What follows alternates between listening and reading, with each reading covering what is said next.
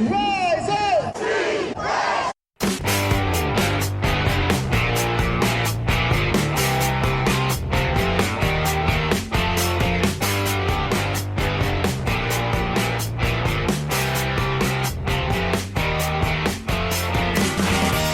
This is the Rise Up See Red podcast, all about the Arizona Cardinals and the NFL, featuring insider and outsider perspectives. Enjoy the best hour of Cardinals talk on the web.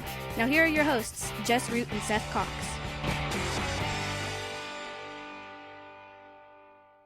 Hello, Arizona Cardinals fans, and welcome to the latest edition of the Rise Up See Red podcast. It's episode 293.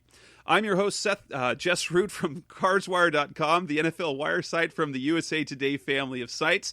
Seth Cox, who normally is with us, is not with us tonight. He just happens to be traveling with the holidays. So instead of Seth, we have a treat for you guys. Is one of my guys, Alex Sutton, who comes from, who is one of the contributors to my site from CardsWire.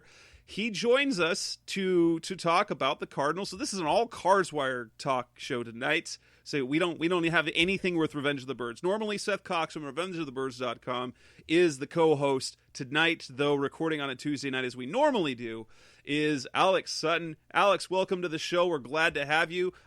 You're not replacing Seth, but we'll let you come on every once in a while. Yeah, I'm very glad to be here. Thank you so much.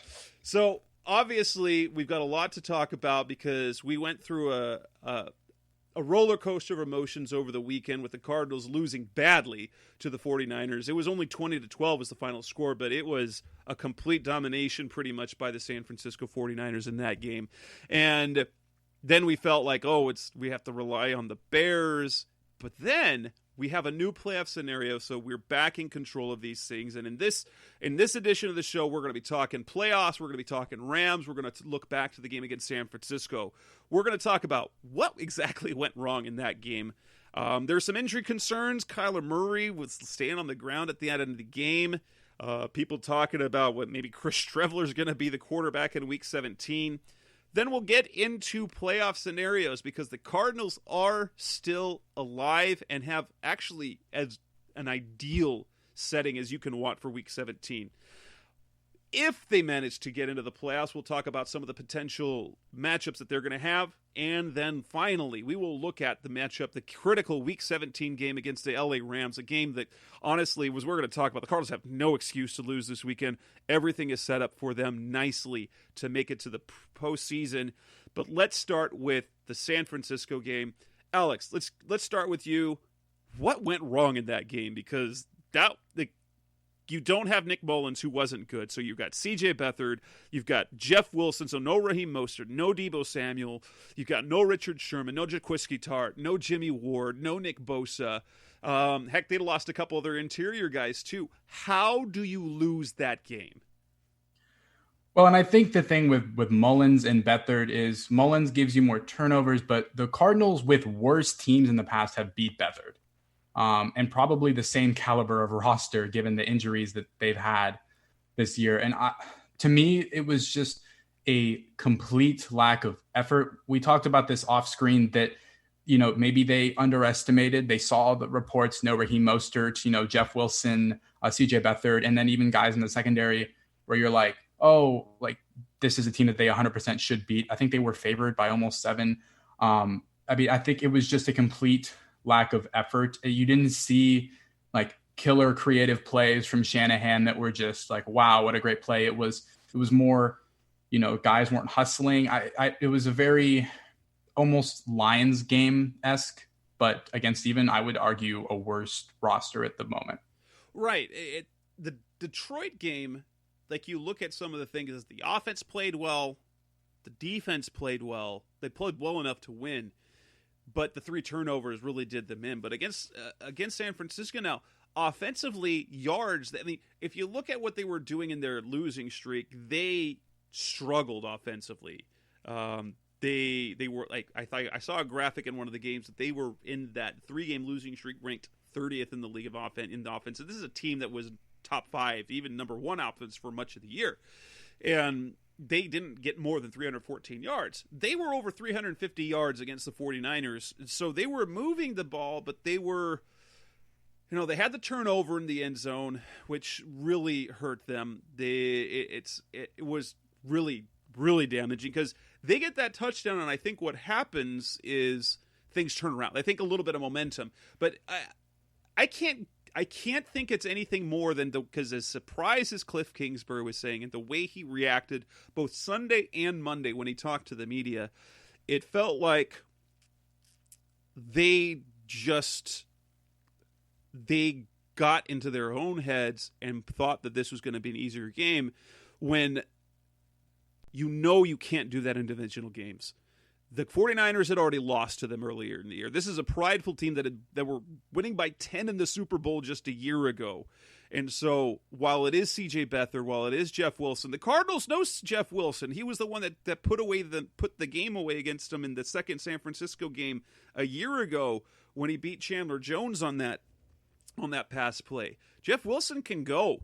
And it's one of those cases, Kyle Shanahan, come on, my age, Mike Shanahan, I remember him. Kyle Shanahan, he is, say what you want to say about Cliff Kingsbury. I don't think there's anyone better in the running game. And he gets that from his dad. Like you see those Denver Broncos teams in the 90s. It didn't matter who you had back there.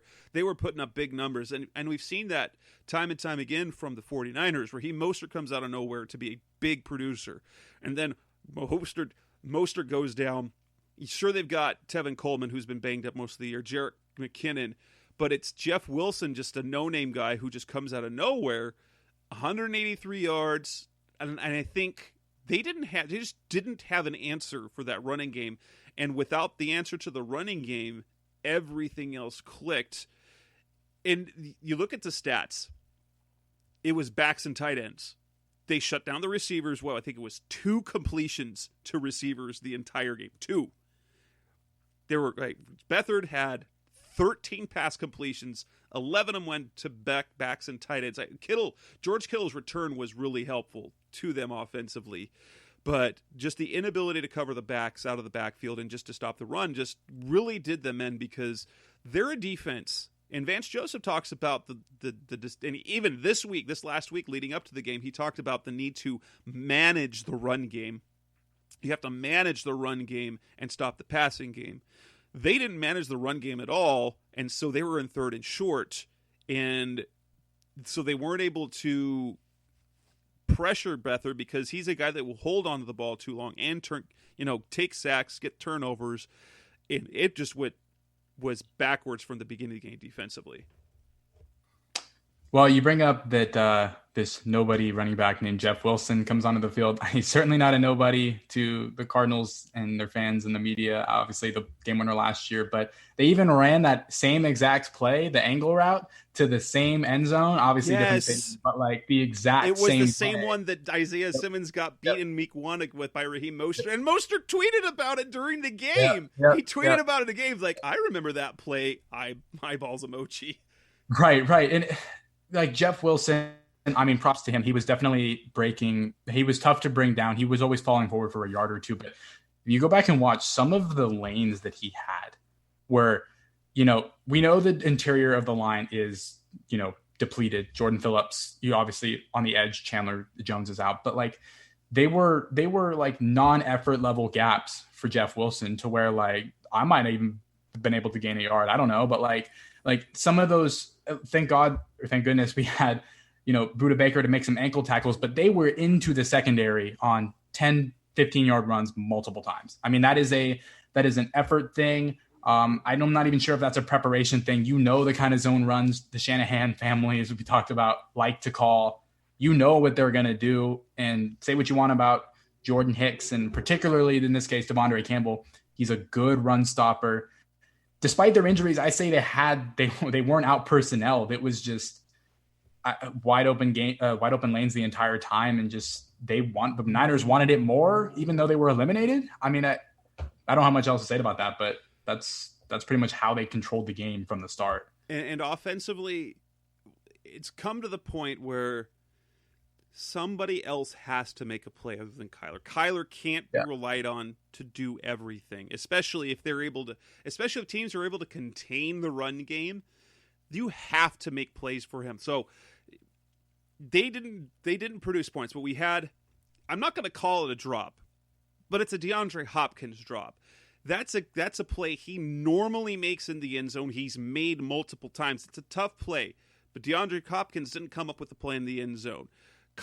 Christian Kirk had a ball come off his fingertips in the back of the end zone. Now, the pass was just a little bit high. Yeah, he knew he was going to get blasted too. I mean, Dan Arnold drops a pass. He should have called in a pass. He got hit hard, but he should have hauled in a pass for like about 45 yards. So there were plays that needed to be made that just his players didn't, his receivers didn't make.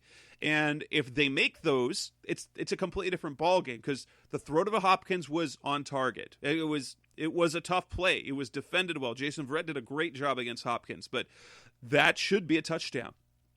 Kirk hopefully could come down with that. That's a touchdown.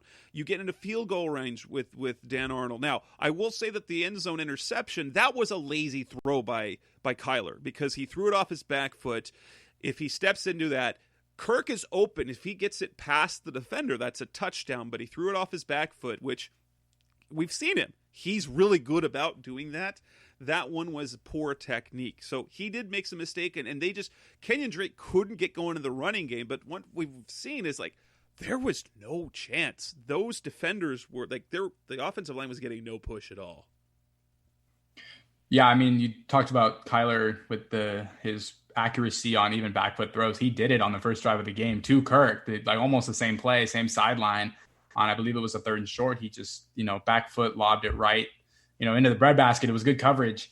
I think this is the theme that we were seeing with this team, maybe that we could have predicted, and then a lot of us did, that when Hopkins isn't having a signature game. I actually stood up and did the touchdown motion when Hop got his hands on that ball in the end zone we were talking about, because he did it last week, even on the same end zone. You expect him every time the ball touches his hands. He had one off of his hands. I immediately thought that was going to be a completion too.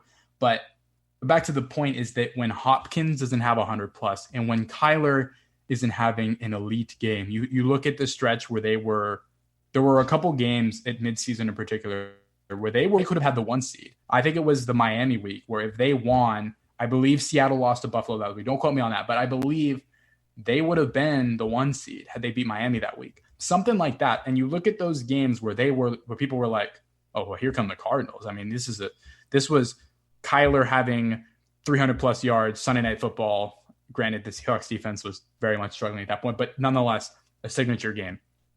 And then you look at Miami, the number 1 ranked scoring defense, one of the best defenses in the league, went crazy. Buffalo, even taking the Hail Murray out of account, a pretty good game. And as soon as, you had the shoulder injury in Seattle, and you had that stretch of games where the offense wasn't elite, then they lost. I mean, they don't have, and there's certainly a conversation to be had. I think the general consensus this offseason will be fix the defense, but where you need those players, doesn't matter. Like Kyler Murray is a Pro Bowl quarterback. He is great, but every human playing the quarterback position is going to have those rougher games or going to need some help at some point. And like you were talking about, Kenyon Drake in the interior, I'm not going to put the last game on Drake. That was, it was clear as day. No push, of course, but those guys couldn't help him. When Hopkins wasn't coming out, I think Hopkins was hurting after halftime, but there's just no one else right now that can, on a consistent basis. And Johnny over at Revenge of the Birds brought this up.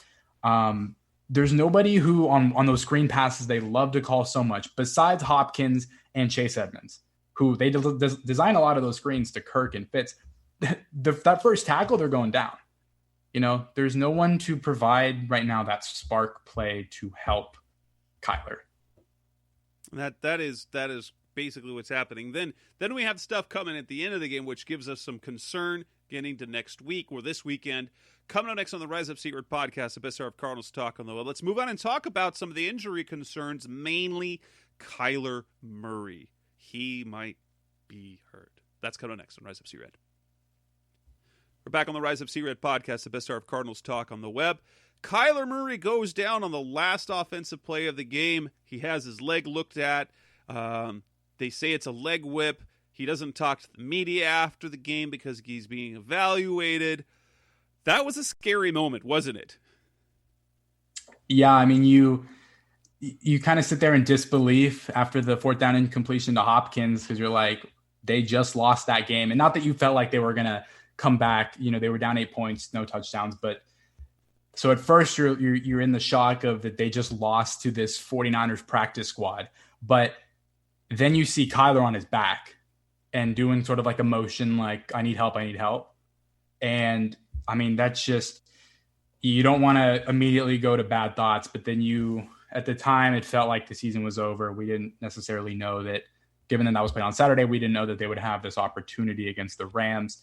But not only did you feel like season over, especially because he was hurt, and if they had to win in next week, that they weren't going to do it without Kyler, and they won't.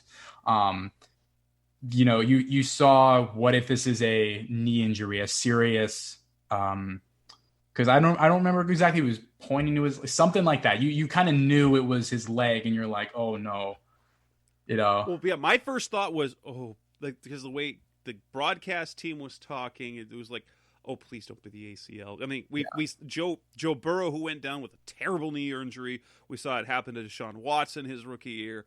Go all the way back to RG3 when he had his knee injury. It really kind of derailed his career.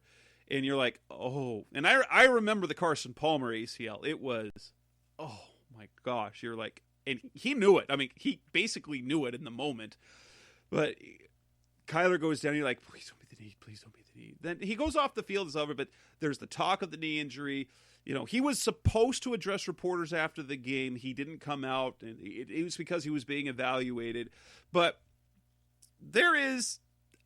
I'll tell you, I think we're on the same page here. I think the Cardinals are milking this injury thing a little bit because they can. I don't think there's much there. I mean, why wouldn't you want to take a couple hours of Sean McVay's time every day to go back and watch CFL tape on Chris Streveler, take away from, watching the starting offense right now. But, look, Kyler Murray is the ultimate competitor. He did not lose until last year. Welcome to Arizona. And this is his first chance in, despite how this year has gone at times and how last year went, second year in the NFL as a starting quarterback, if you have the chance to make the playoffs, there are guys like, Carson Palmer, we brought him up where he made it in early, but he didn't get his playoff win till he was 36 or 37. Kyler Murray has the chance at age 23 to go get in the playoffs and then get a playoff win. I mean, in my opinion, he would have to be in a wheelchair with 2 knee braces, 2 blown out knees or something for him to not play. He loves football.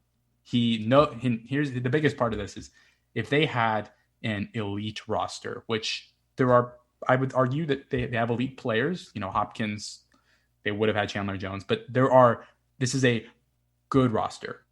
But if they had a kind of team like the 49ers last year, where they had, a run game that could get it done, where they had just a top tier, top 5 defense, then maybe Murray, that's the kind of thing where you go, okay, maybe they can get this done. But Murray knows, as we just talked about, that if he is not lighting it up, then the team is pretty average. Right. And when you look back at that final play, that 4th down pass that's incomplete to DeAndre Hopkins.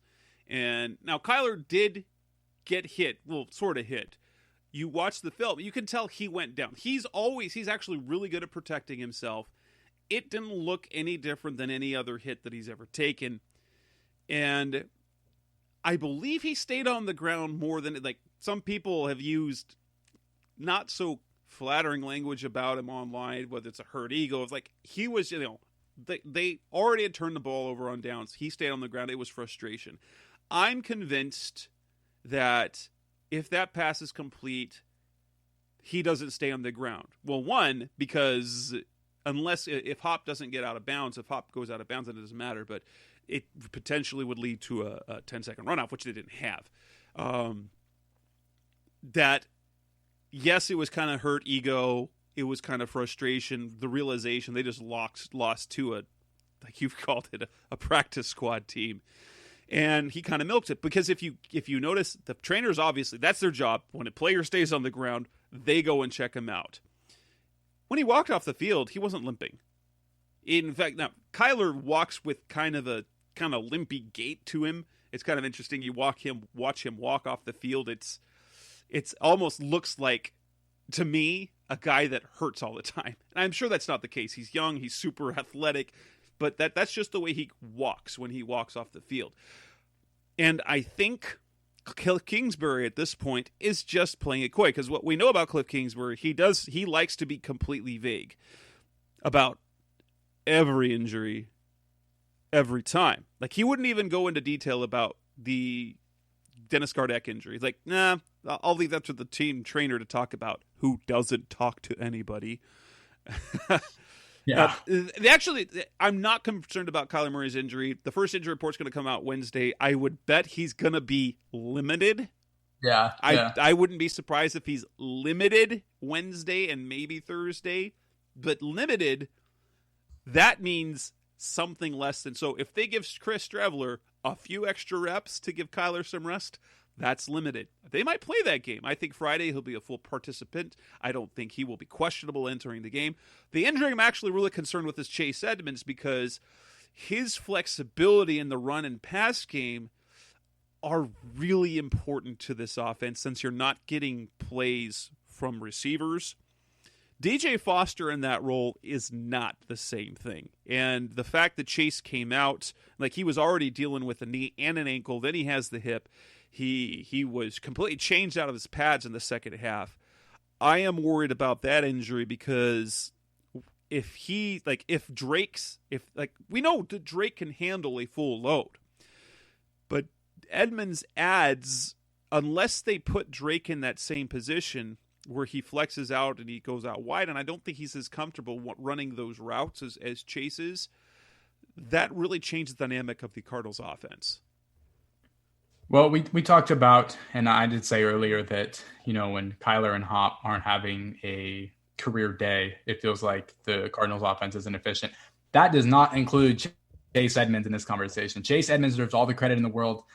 He's just, obviously Drake, like you said, is okay to be the bell cow, but Edmonds just on those, if you're going to throw a horizontal screen, which we complain about, throw it to Edmonds. I mean, he's multiple times thrown it or broke two tackles. He's got this move where the defender tries to wrap him up and he kind of like shrugs him off. It's almost like a spin move, but like he gets hit and then he keeps going. He would be a huge loss, and you would hope that even if he doesn't play or if he's limited with snaps, and then he can, if they do win the game, that he can return to the playoffs, because he is one of those few spark kind of guys. And on another injury front, Dre Kirkpatrick last week was active and he was on the sideline, but they opted to play Kevin Peterson. He obviously wasn't. I don't know why he would be active, because you would think maybe play him in an emergency role. And when you're down 20-12 to that Niner team, I think that's emergency. But, with playoffs on the line. But he did post on his Instagram story something. It was vague, but it was something along the lines of, I think he was in the training room. He was like, I'm sick of this. I'm back next week. Something like that. So you got to take that with a grain of salt. He might have been frustrated, but my take on Kirkpatrick, he didn't practice all week. And so I think he was active in the sense that he might have been healthy enough to play, because he's been dealing with injuries for the last month. Like, he missed the Miami game, but like every week he's on the injury report for a hamstring or a knee or a calf, and last week it was hamstring and calf. So he's been dealing with being nicked up. And now it's one of two things, and I think either one is valid. They knew that they weren't going to have to go three corners a whole lot. They only played a nickel 21 snaps. And so with Dre not 100%, knowing that San Francisco doesn't go with many three wide sets, you go with Murphy playing that two role, and you let Kirkpatrick rest a week. Kirkpatrick's going to be really important this week, especially if he can be healthy enough to play, because Kevin Peterson, Seth loves the potential of Peterson. He just hasn't kind of broken out. Like, he's got some good cover skills, but there's been some ugly plays that we've seen from him this year. And I think it was like, it was either one of two things. It was just, he was healthy enough to play, but didn't practice enough to really trust him in the game plan. And it gives you a more physical Murphy playing outside, and you don't necessarily need all three, and you give Kevin Peterson playing time. Or two, you might be seeing a transition of Murphy to be corner two. That also could be, like, I'm interested to see what happens this week because when they first signed Kirkpatrick, they eased him into the lineup, and so it was Murphy playing every snap and Kirkpatrick coming in nickel. Now Byron would slide over to the nickel, but then it eventually was Dre playing every snap and Byron only coming in for nickel to play just the one role instead of the two. It's going to be interesting to see if this week, if Kirkpatrick goes back to that full role, or if Murphy has emerged enough to play both. Well, and yeah, I mean, fans have given, especially on social media, fans have given Kirkpatrick a tough time, particularly the 2 Seattle games. I mean, he was playing very hurt against Tyler Lockett when he dropped, 55 fantasy points or something like that. And then the starting the fight in the Thursday Night Football when they had finally stopped Russell Wilson and looked like, a stop where you could go take the lead on offense. But this defense is at its best when it's playing press man. We saw it in the Giants game, and the Giants are the Giants, but their receiving core, it's not bad. And when they're playing press coverage, I could be wrong, but I don't believe I believe it was Lockett on Peterson in the first Sunday Night Football, or the Sunday Night Football game against Seattle. He was the one getting beat deep. I don't think we've seen Kirkpatrick get beat on one play, touchdowns. He'll give up some underneath stuff, but he's been steady for the team. And I think, obviously, in my opinion, the sort of sliding Byron over at times, I think given the value of an outside corner, especially with your question marks with Peterson in the offseason, that's a much more valuable football position than a slot corner in terms of market value and things like that.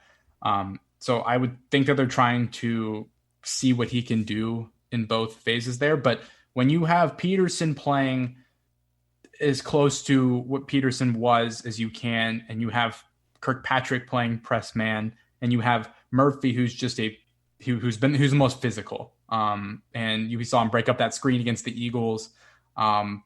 It's a solid group, but I think that they would like Murphy to be a future outside corner if he could. Obviously, you don't want to force that, but that's sort of my take on that.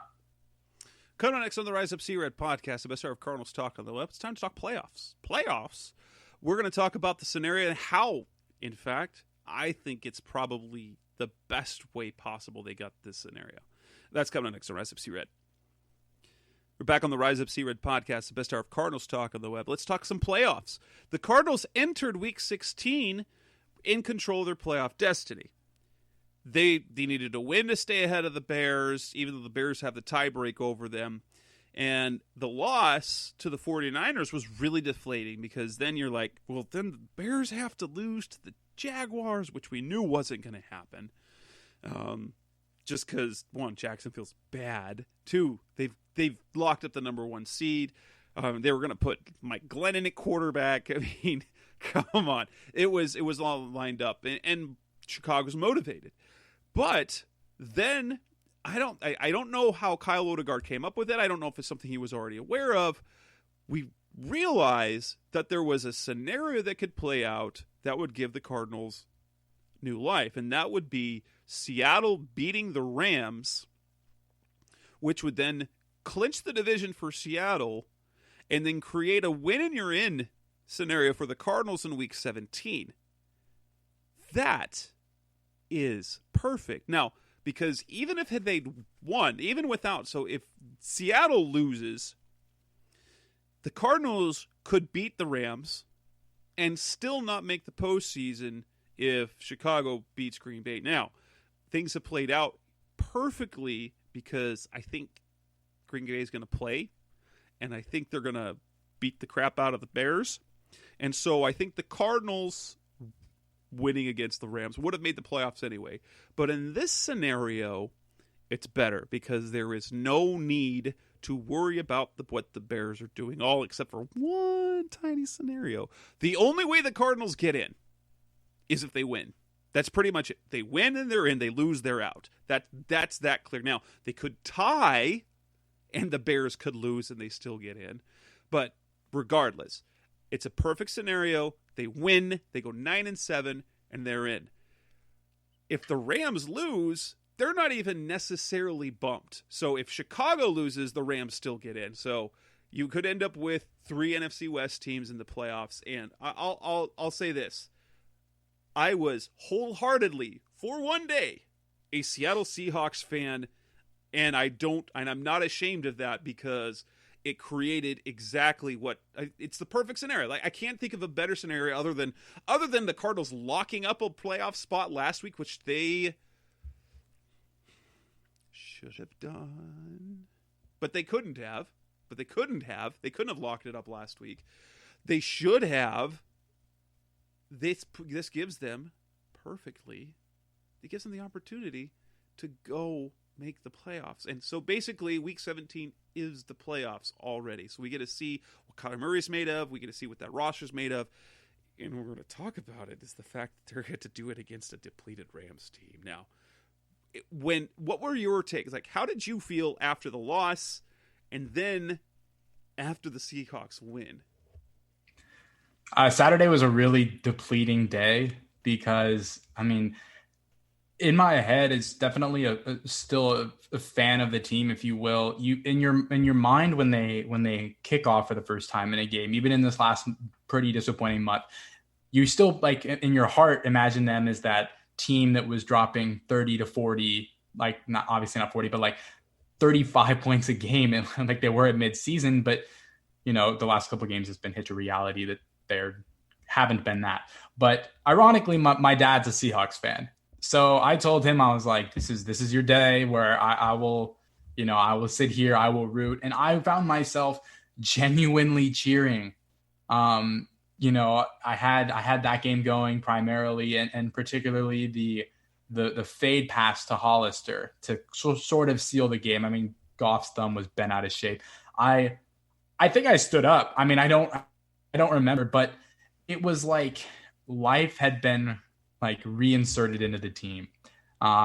Regardless of what happened, there's still the negative people online that are like, oh, how are you going to even beat the Rams if you just lost to the 49ers?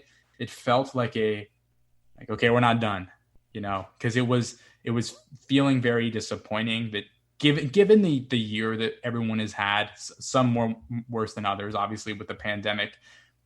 For the Cardinals fans that have dealt with that, I mean, it would have been great to make the playoffs, and there was no right way they were not going to at one point, 6-3, 5-2. So it was another chance, and I think just watching the players in their conferences and just the sort of vibe around the team, whether they win or lose, they could certainly lose. They haven't proven us they can beat the Rams, but we will get, I'm pretty confident in saying this, a much better effort. If they lose, it will be because they lost to a better football team, and that will be determined by the game. But I don't think it will be because, like, against the 49ers, they looked like they didn't care. Right. And I like the scenario because, and here's the thing. I'm not one of those, like, I don't care if the Cardinals get embarrassed. Like, I care if the Cardinals get embarrassed in the playoffs. I think it's super important for them, ideally for them to take the next step to be into the postseason and to taste it and to be in that scenario. And I think a part of that, here's the thing, San Francisco is battle-tested in that sense, and they went into that game serious. They did not give up. And I really respect the 49ers for how they approached that. That said, I love the scenario.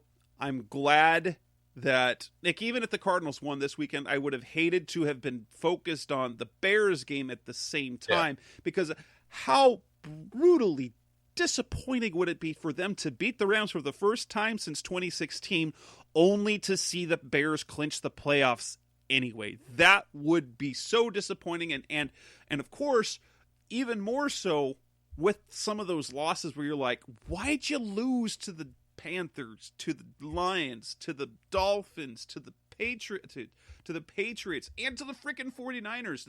Then you start going back and you just lament those losses, when now, while you still can lament those losses, it just comes down to, when you had a must-win game, did you win it? And if you don't, then you really lament that game instead of looking back like you won what you were supposed to at the end, only to have it taken away from you by another team. I think if you came up to any of us at the start of the season, coming off of a 5-win year, 3-win the year before, and you said, okay, would you accept this? Would you take week 17 win and you're in without you don't even have to tell me the opponent? I would tell you yes, because like you said, whether they get into the playoffs, I mean, we'll talk about this next, but the 3 teams that they could play, depending on how, Sunday goes, if they make it, are very, very good teams. Now, granted, every playoff team is going to be very good, but these 3 are like very playoff veteran. But the chance to not even just get in and taste the playoffs, like you said, but to play a team that has done it, that has done it a lot. Maybe not, I think they each have a Super Bowl win in the last decade, but they're always in the playoffs if they're healthy. To see what it's like to line up against that, I think, especially for the young players that are a part of the future. You got guys like Hopkins has been there, he knows, but like, especially for a guy like, Kyler Murray, Christian Kirk, people like that. I mean, it's such a great opportunity. I can't stress that enough. And then, maybe if they make it in and actually win a playoff game, I mean, hey, not trying to create too many parallels here, but you got 2 9-7 Cardinals teams, Super Bowl at Raymond James Stadium. There's a lot from their Super Bowl. There's a lot that obviously that's a stretch and more of a fan take than anything. But jokes aside, it's really all you can ask for. Let's talk about those matchups, though. So coming out next on the Rise Up Sea Red podcast, the best hour of Cardinals talk on the web, let's talk about the 3 potential ways. Because the Cardinals might be the 6th seed, they might be the 7th seed, and they could face either the Saints, Packers, or Seahawks. What's that going to look like against each one? That's coming next on Rise Up Sea Red. We're back on the Rise Up Sea Red podcast, the best hour of Cardinals talk on the web. We're going to talk about, let's just go with the scenario where the Cardinals do beat the Rams on Sunday and they make it into the postseason. They face one of 3 very talented teams. They could either end up playing, and it doesn't even depend necessarily where they see, because the top seed is still up for grabs. Like the top 3 seeds are still very much in play in week 17. And so the Cardinals could end up playing the Seahawks for a 3rd time this season. They could play the New Orleans Saints in New Orleans. Obviously, these are all going to be road games. Or also they might have to go to Lambeau Field and play the Packers. Honestly, that's tough. I mean, that's a tough setup. I wouldn't have it any other way. Sure, you'd be nice to be the Tampa Bay Bucks and to get to play the NFC East winner, but and I know there's a number there's a group of fans who would prefer them not to make the playoffs than to get embarrassed, and I am not in that category, because getting in the playoffs is getting into the playoffs. I don't care. Like, the Cardinals need this experience. And that it's the fact that's what you do this for. You play to win the game. You want to be in that scenario, because then you're part. Phoenix fans, look at the Suns for the last decade. If you could get it as the number 8 seed and get swept in the first round, hey, that's a stepping stone. That's what I want this to be. But Alex has done a little bit of homework when it comes to the different matchups. Obviously, the most familiar one is the Seahawks. And if there's one thing that we know, that the Cardinals can beat the Seahawks and can do it in Seattle. Even though they lost earlier this year, that was a winnable game. Wrote about this after they lost 28-21. It really came down to two plays. It came down to two plays. And if you want to break it down, it's even just one play. And that was the Drake Kirkpatrick personal foul penalty. They had the Seahawks dead to rights. They stopped him.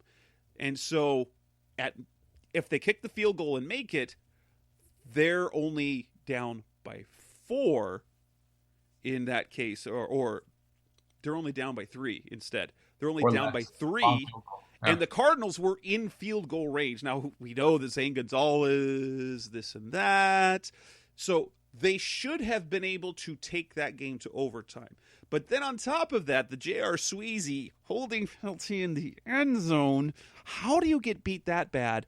Basically, those two plays made the difference in the game. The Cardinals would have had the chance to win the game or tie the game with a field goal, and they were in field goal range already. And so we know that the Cardinals, even when they didn't play well, they beat Seattle once. They could have beaten them again if it weren't two plays, two selfish kind of bad plays. So obviously Seattle is a team that you're afraid of, but still familiar with, while at the same time, Drew Brees and the Saints, and you've got Aaron Rodgers and the Packers. Tell us what you've got, Alex. So first, I'd like to preface real quick. You said that making the playoffs is a stepping stone for teams. And immediately what thought into my head was making the playoffs in 2015 and then not happening again. The difference here is this is a young team, outside of maybe Fitz and Andy Lee. But, that team, had the team been 10 years younger, Palmer and Arians in particular, they're probably still kicking and in the playoffs. So for the younger players, this is crucial. But okay, so your 3 teams, the Packers, the Seahawks, and Saints. I think I would not disagree with you, but in a way where you said that the Cardinals are afraid of the Seahawks, I think it's more the Cardinals respect the Seahawks. They know that they can beat them, but they know that if they don't show up, then they will lose. I mean, you can't give Russ those opportunities. So in terms of matchups, okay. So obviously, I think every team, the AFC has been better this year. The AFC has been insane, but all these NFC teams 1-7, right now, if you include Bears, Cardinals, Rams, and that, obviously only 2 of those 3 will make it. Every team has been flawed. Now, I think the scariest thing about Green Bay is early on they lost really bad to the Tampa Bay Bucks, and the biggest thing for them, you saw a glaring weakness in run defense. Okay. They did a very, very nice job against Derrick Henry on Sunday. Now, a lot of that was being up by 2 possessions until it got out of hand. But I had him on my fantasy team, so I know. Henry got plenty of first half touches. And they contained him. I mean, it was a 4-yard, maybe 5. I think he had 1 10-yard run early on. So they might have that fixed. Their glaring weakness from when they were losing games early might be fixed. And, for a Cardinals team who has really struggled to run the ball, not great. Okay. And I have this in bold letters here. Who is going to guard Devontae Adams? Now, I would love to see a matchup between prime Patrick Peterson of maybe 3+ years ago against Devontae. But right now, I don't think they have the capabilities to stop him. I'm not saying that they couldn't win, but I'm thinking you're looking at least a 100-yard touchdown game from Adams. And then if you stop him, then we got to stop Aaron Jones. And if you can't stop Jeff Wilson, how are you going to stop Aaron Jones? So without rambling, that's what makes the Seahawks tough, or the Packers tough. And they also have somebody who, I don't think anyone, it's very hard to shut down DeAndre Hopkins, but they have somebody who can probably do a pretty good job in Jair Alexander. And then moving on, you look at the Saints. So the Saints, I would say, have been the most flawed of these 3 teams recently, but you said it. I don't care how old Drew Brees is. I don't want to go play at Mercedes-Benz Superdome, albeit without 70,000 fans. Drew Brees knows how to beat you in the playoffs. Now, while the Saints themselves have had some playoff mishaps in the last couple of years, Alvin Kamara, they said that Michael Thomas would probably return for the playoffs. So I don't know if that will be a first round, but he got the better of Pat last year in their matchup. The Saints, yes, are very flawed, but they just have so much playoff veteran experience and explosiveness between Kamara, Thomas, Hill.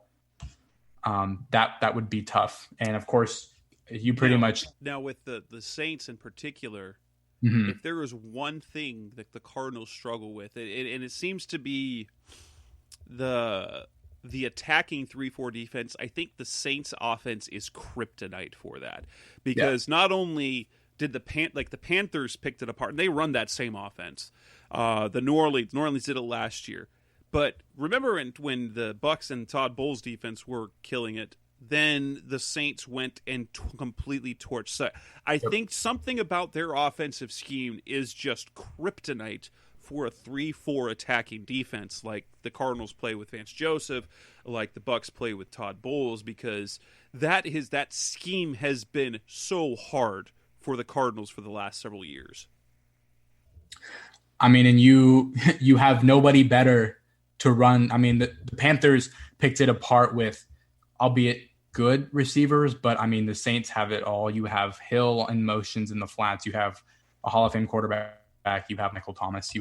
It's that quick passing game that can really diced them up last year. Now, the only positive is Jalen Hurts, a very mobile quarterback, not as mobile as Kyler Murray, tore up that defense. Tore up is a bit of a strong word. He did enough. Granted, the Saints had to play Taysom Hill. The threat of Jalen Hurts, Miles Sanders, again on my fantasy team, so I know this all too well, had been bottled up with Carson Wentz because people knew that, shut down Sanders, Wentz wasn't playing well. The threat of Jalen Hurts' legs early, when they got him 10-yard run here, 7-yard run here, opened up the entire offense against the Saints. So maybe the Cardinals could do that. I don't know. I mean, certainly they played him last year, and Murray had an admirable game, I'd say, last year, given the talent he was working with. You nailed it with the Seahawks. We know what they are. They know they can beat them. I would argue, and I'm curious to what you have to think about this. If you had to pick right now, assuming they beat the Rams, you had to pick one, I think you pick Seattle. I do, guaranteed. But they're also playing some really good football. Mm-hmm. I think right about the time that the Cardinals played them in Seattle is where things kind of turned around for them defensively. Now, granted, they lost Snacks Harrison for whatever reason that was, but Carlos Dunlap has really helped them become much more physical up front because that physicality was an issue up front. And they're running the ball really well, and they're playing good defense, which has allowed Russell Wilson to be more of the player that he was before, and actually makes that team better. Now, he was putting up video game numbers, like MVP numbers for the first half of the season.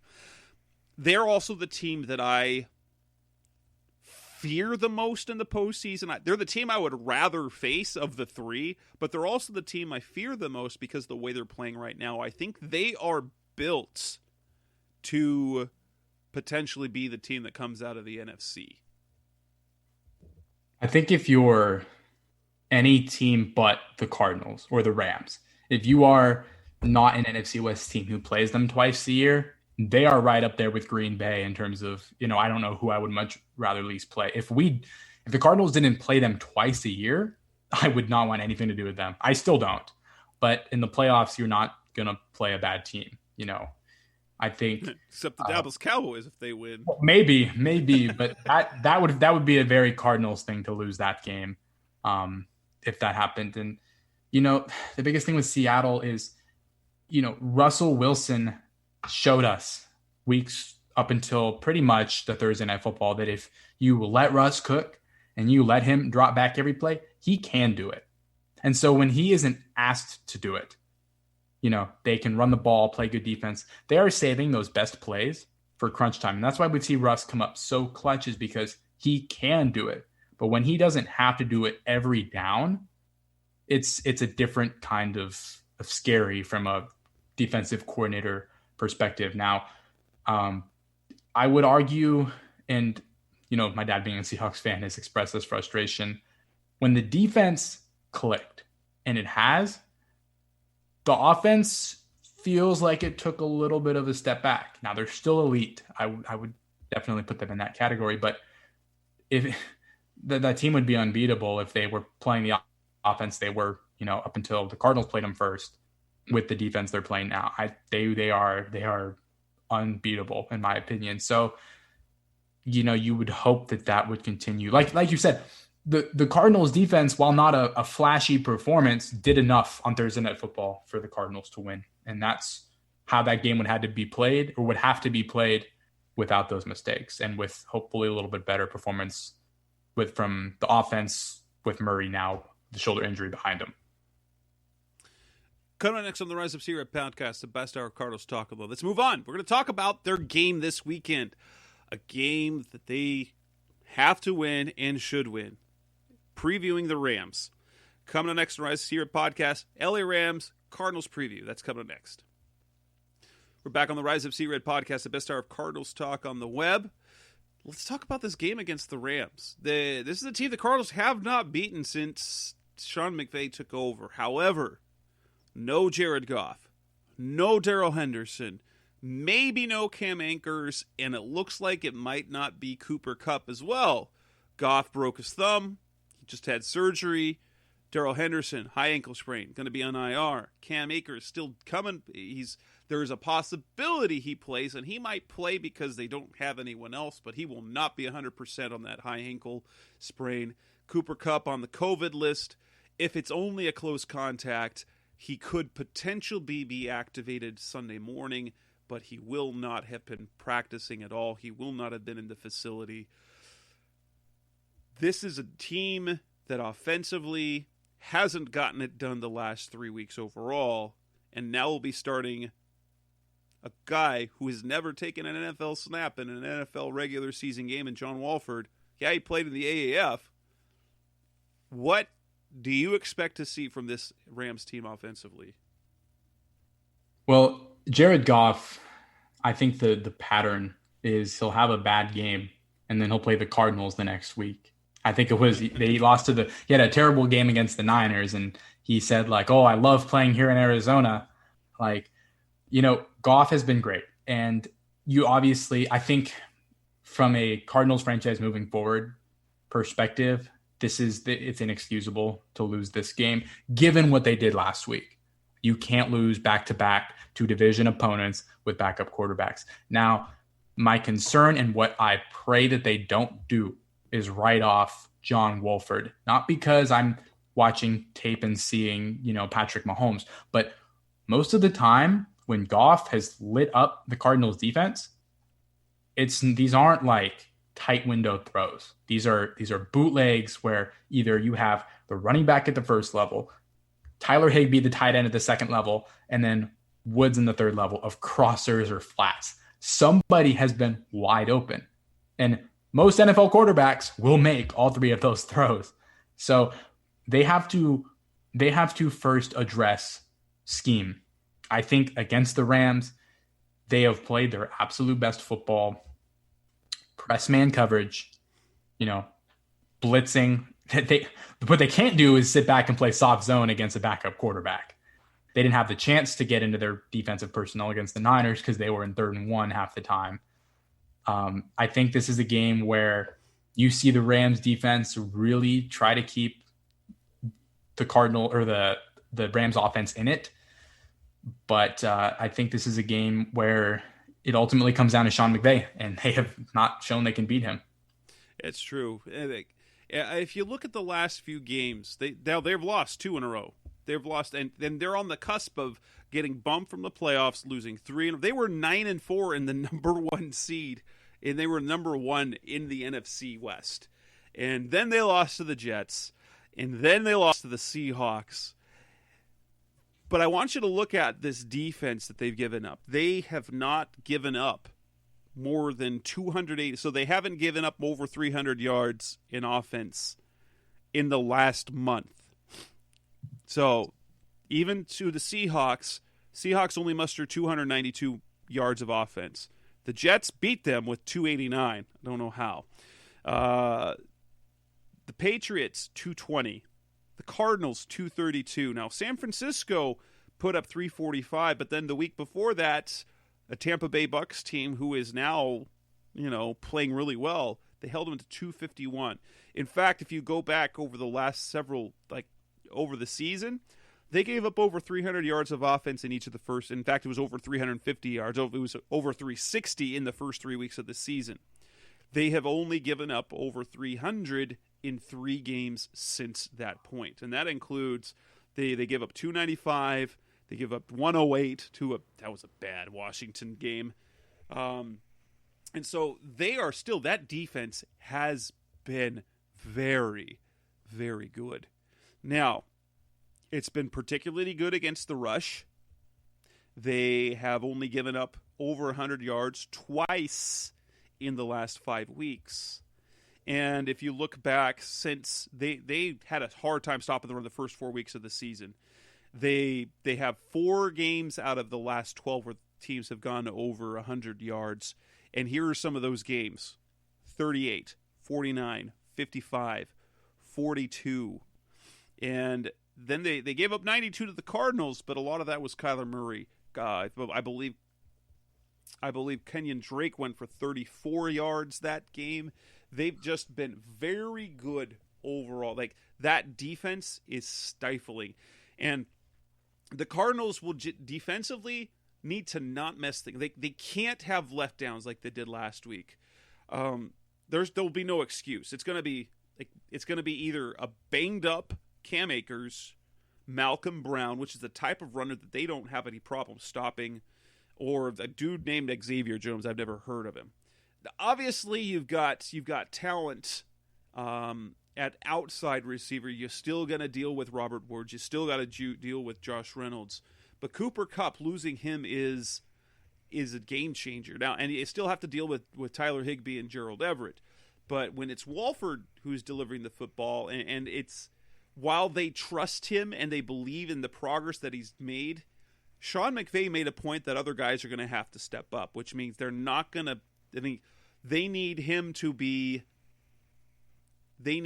basically not make mistakes, and then the defense needs to be great. And this is where the Cardinals' offense, which we've seen has picked apart some defenses that were good, they have to produce offensively. They can't. They have to be able to move the ball on the ground, at least some. They have to make plays for Kyler Murray. It's I think they need to get to 21 points. I think 20 points is probably enough to beat this Rams team this week, I think. But I still worry, because if that defense is fired up, Aaron Donald is otherworldly. Jalen Ramsey is a tough matchup. They are getting much better linebacker play than we ever thought that they were going to have. This is a team that is it is built to play defense. Brandon Staley, their defensive coordinator, has really turned things around, taken them up a notch. Because with Wade Phillips, they were good. They kind of dropped off a little last year, but Brandon Staley has really taken them up another level. I think this, people can point. I've seen some fans say, "Oh, well, the Cardinals put up 28 points." Okay, that was a lot very late. One was off of a muffed punt where they basically just had to punch it in with Drake, which I believe, if I remember correctly, they struggled to do. The outside of the blown assignment on Dan Arnold to open the game, the Rams defense had dominated the Cardinals. And it was a similar the year before. They came the last game of the season last year against the Rams. They played much better. The offense did. I do agree with you. I think the Cardinals defense will be motivated enough to hopefully not play the way they did last week in terms of stopping the run. So this does come down to the Cardinals offense and the Rams defense. And you know, this I circle one thing. DeAndre Hopkins has to beat Jalen Ramsey this time around. And I don't mean, one cool one-handed catch or something like that. He has to consistently on clutch plays or explosive plays beat Ramsey, who I believe has been the best corner in football this year. It might not be close. Hopkins has had some very good games against Ramsey in Houston when they were both in the AFC South.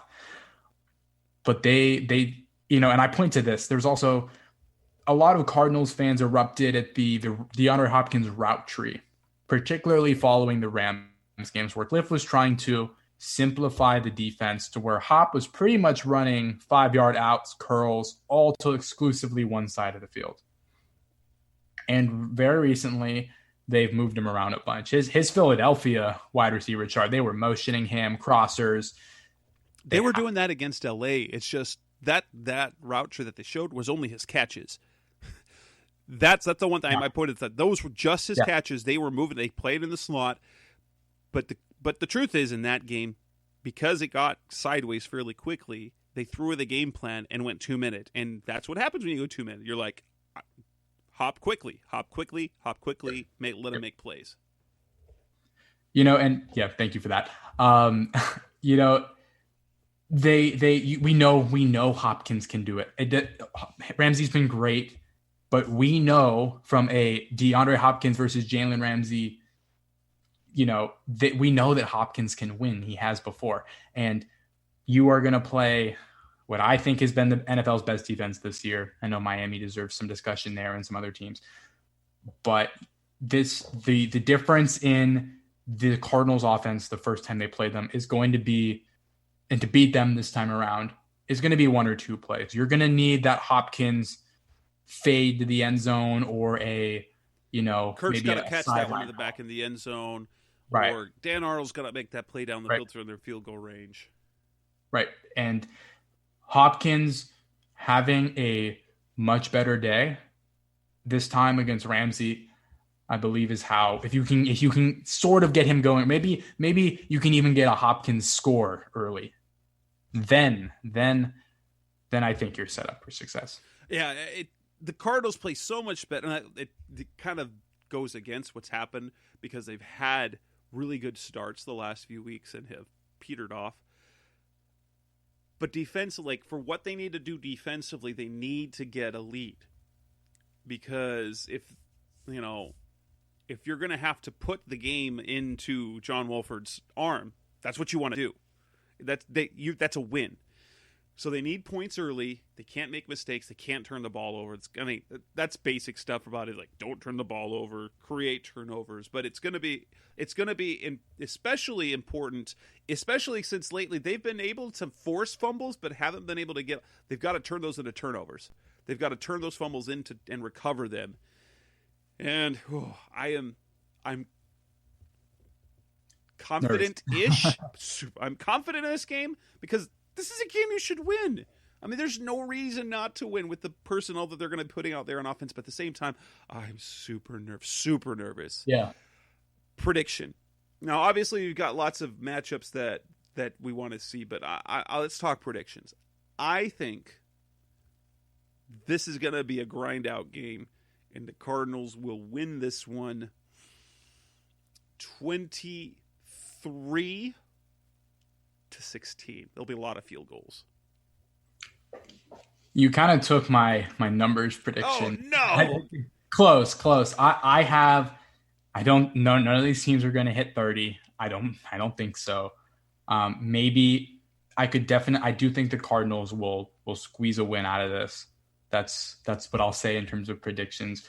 It's possible. I think if the Cardinals on the score sheet look like they won handily in any sense of the fashion, which it would be that the game was a very close game until like the last minute or something, like a quick rushing touchdown, something like that. I think the Cardinals will win a very nerve-wracking game.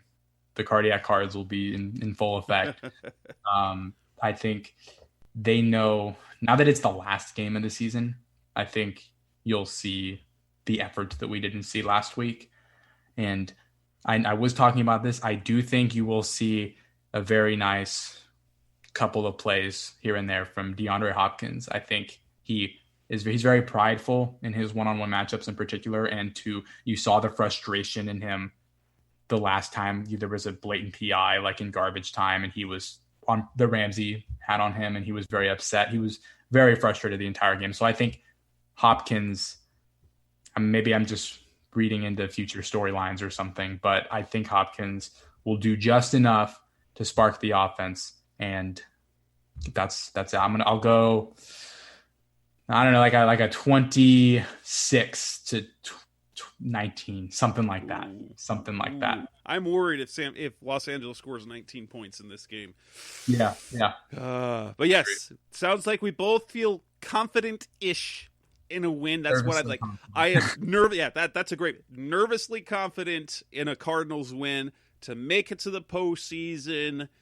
And probably one and done, but I'm not like, as long as they get to the postseason. I had the Cardinals going 9-7, missing the postseason. So having them go 9-7 and make the postseason, that's a bonus. I think they're right on schedule. If they win this game, they're right on schedule. They lose this game, I think they are maybe like, they might be on schedule in their production, but especially if starting off that season at 5-2, it would be really disappointing to see them miss the playoffs ultimately. And so nervously confident in how this game turns out. And honestly, because of how things have played out for the Rams, I kind of would rather the Rams make the playoffs than the Bears, because the Bears are, I mean, other than the fact that, well, if they sneak a win, then maybe we could play the Bears and beat them. But just to have week 7, this happened to the Rams in week 17. I don't know what it is. I dislike the Rams less than the Niners and the Seahawks, even though that they have given the Cardinals the most problems. To have a team who is playing as well as it would be nice to see them still sneak into the playoffs, and the Cardinals can be the 6th seed, they can be the 7th seed, and the Bears can just go away. Go away, yeah. And plus, it would be fantastic to have 3 NFC West teams in the playoffs, at least for this first year of having an extra playoff team. Well, and knowing that you were able to make the playoffs despite that talent in the division this year is certainly something to not take lightly. I cautiously or confidently nervous is definitely the term. You start to go, okay, well, look at the personnel. You know, we got this, and then you kind of dwell on McVay. Right. Without looking at the past, you would say this is a win, but since 2016, so. And with that, we will end this edition of the Rise of Sierra podcast. A big thanks to Alex Sutton for coming on to fill in for Seth, who is off traveling with his wife. And by all means, he should take that time. He needs to spend that time with his wife sometimes. But Alex might be back another time. I don't know. But Seth will definitely be back next week when we talk about, well, it's hopefully previewing a playoff game. If not, it'll be the beginning of our off-season show. So with that, that's Alex Sutton. I'm Jess Root. We'll be back again next week with Seth. And thank you for listening. As always, go Cardinals. Thanks for listening to the latest edition of the Rise Up, See Red podcast. Listen to previous episodes and subscribe to the show on Apple Podcasts, Stitcher Radio, Audioboom, or many other podcast platforms so shows are delivered directly to your mobile device. Please give the show a 5-star rating and always support the sponsors who support the show. We'll be back soon for the best hour of Cardinals talk on the web. Rise up, Red Sea, be Red, See Red, and of course, Rise up, See Red.